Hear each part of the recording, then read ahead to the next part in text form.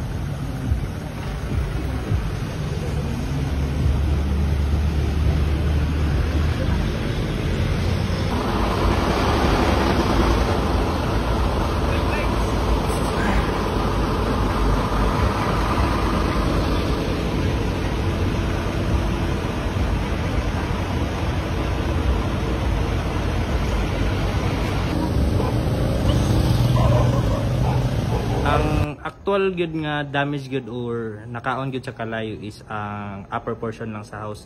So kani siya nga bala is murag shanty house lang, murag nasa nabutang gid siya nga as guard house ra bitaw. So mo to siya second floor lang ang totally damaged yung good. Pero unsa man siya sir kanang dami mga heavy equipment dira sir, unsa man kanang nay sa pag sulod mong good nimo nagi siya heavy equipment. Pero wala man na damage, ang na damage is katong murag shanty houses nila. Shanty house isa ra kabuk. So katong nga guard house silbi mo toy balay sa guard para magbantay atong mga heavy equipment sir. So kisa may tagian na dira sir? We're still trying to find out manggod kung kinsa na nga tagiyang alat. So mo nang gather pa mig information relevant sa investigation po naman. Unsay oras sir na fire control ninyo ang kalay? Ang control namo is alas 7:28 na fire out is alas 7:31. Pila ka fire truck ang nakaresponde sir? Tulora sir, ang Nazareth Fire Station, ang Makasandig Fire Substation ug ang Engine 7 Burgos Fire Substation. Ang estimated damage more or less nasa 5,000 pesos. 5,000 structural lang. Okay sir. So walay casualty sir no? Wala pod, pasalamat sa Ginoo. So nahita ba ang sunog sir, walay tao? Walay tao. Okay sir.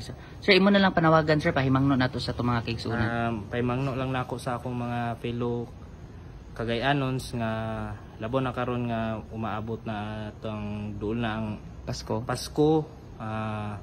Magimantayon ta sa atong mga pamutang, maglikay ta sa mga octopus connection, atong bantayan gyud og maayo kanatong ginapansak sa atong electrical system. Dayon kung mas maayo dili ta maggamit og open flame or mga kanang gabaga. Kung magluto man galing ta nga gamit ang mga inana nga butang, mga open flame na to nga butang like kahoy, gaduso mo, gasugba mo ana, bantayan gyud natong maayo labo na nga naatay mga bata diya sa atong panimalay.